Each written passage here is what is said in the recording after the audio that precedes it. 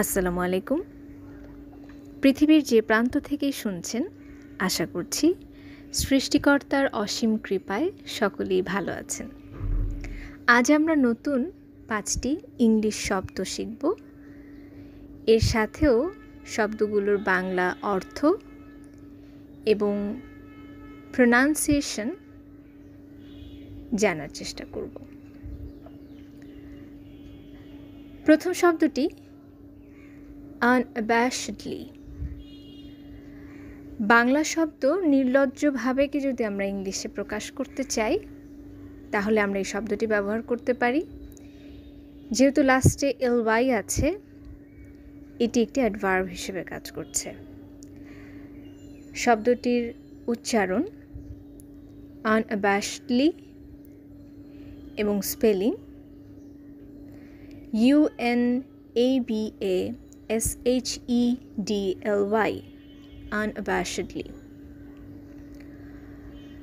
অতি কষ্টে চলা অথবা অতি কষ্টে অতিক্রম করাকে আমরা ইংলিশে ওয়েড বলতে পারি। এটি একটি ভার্ব, স্পেলিং wade, ওয়েড। প্রতিশোধ, কদুত্তর বা ফিরিয়ে দেয়া, এই শব্দগুলোকে ইংলিশে প্রকাশ করতে চাইলে রিটর্ট শব্দটি ব্যবহৃত হতে পারে। এবং এখানে একটি উল্লেখযোগ্য বিষয় হচ্ছে রিটর্ট শব্দটি ভার্ব অথবা নাউন উভয় হিসেবেই ব্যবহৃত হতে পারে।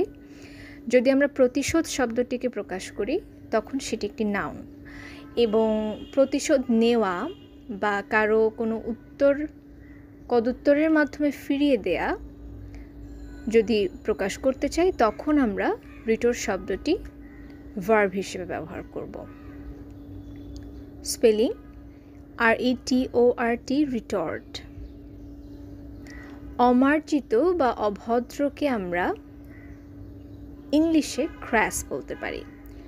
এটি একটি অ্যাডজেক্টিভ, স্পেলিং CRASS, ক্র্যাস। খুবই আনকমন একটি শব্দ। এবং যত সামান্য বা অল্প যত সামান্যকে আমরা ইংলিশে স্কিম্পি বলতে পারি। এটি একটি অ্যাডজেক্টিভ, স্পেলিং SKIMPY, স্কিম্পি। ধন্যবাদ।